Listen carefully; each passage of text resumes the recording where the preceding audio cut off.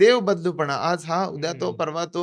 एकदा जो मी गुरु केला, मी न सोडे कदा त्याला, तो न सोडे कधी मला. पुन्हा गजानन महाराजांचा उल्लेख येतो, वाह! की गजानन महाराजांच्याच काळामध्ये एक पुंडलिक भोकरे नावाचा भक्त होता आणि भागाबाई ठाकरे नावाचे भक्तीने महाराजांकडे त्या पुंडलिक भोकऱ्याकडे जाते आणि म्हणते, "तू कुणाला गुरु केलायस?" म्हणे असं. "त्यानं तुला कानमंत्र दिला का?" म्हणे. हं, हं, हं. तर तो म्हणतो, "नाही." तर "कानमंत्र दिल्याशिवाय होत नाही गुरु." म्हणे. "केजाजीच्या शिष्याकडे चल." म्हणते.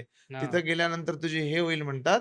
"तुला तिथं गुरुमंत्र मिळेल, तुला कानमंत्र मिळेल. कान गोष्टी केल्या, कानात मंत्र दिला तर तो गुरु म्हणतात." त्याच पद्धतीनं त्याला वाईट वाटायला लागतं आणि तो मनामध्ये तेच विचार करायला लागतो, की मला गुरुमंत्र मिळाला नाही, गुरुमंत्र मिळाले नाही. उद्या सकाळी उठून आपण भागाबाई ठाकरेणी बरोबर तिकडे केजाजीच्या शिष्याकडे जाऊया.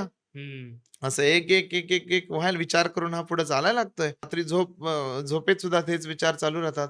एक भली उंच उंच पुरुष डोळ्यासमोर येतोय आणि म्हणतोय, "काय पाहिजे तुला?" "गुरुमंत्र पाहिजे." म्हणतोय. हां. "कानात बोलता गुरु होता का?" एक शास्त्रीय बाब कानात गुरुमंत्र दिला जातो ती वेगळी. पण हं. महाराजांनी त्याला उपरोधिक असं सांगितलं, की "कान गोष्टी केल्या म्हणून गुरु होतोय का? लक्षात ठेव." म्हणले, "तिकडे जाता फिटेल भ्रांत." केजाजीच्या शिष्याकडे गेल्यावर भ्रांत फिटेल म्हणतात, "चिंता करू नकोस." म्हणतात. "चल तुला हं. गुरुमंत्र दिला. गण गण गणात बोते." वाह! ह्या मंत्राची सिद्धता होण्यासाठी उद्या तुझ्याकडं सकाळी पादुका येतील म्हणतात. हं. तर तिथं गजानन महाराज महाराजांचा एक भक्त असतो झामसिंग म्हणून. तर त्याला बोलवून घेतात. म्हणतात, "असं-असं मुंड गावामध्ये जा आणि ह्या पादुका त्याला नेऊन दे. पादुका दिल्यास तर तो आनंदी होईल." म्हणतात.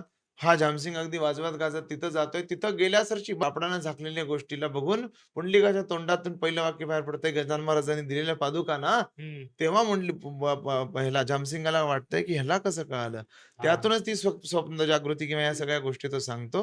ह्यावरनं ह्या गोष्टी लक्षात येतात, की महाराज किती साधे आणि किती सरळ आहेत. तेव्हा महाराजांनी दिलेला पुंडलिकाला गुरुमंत्र आहे, की "एकदा जो मी गुरु केला, मी न सोडे कदा त्याला, तो न वाह! सोडे कधी मला." असं. वाह!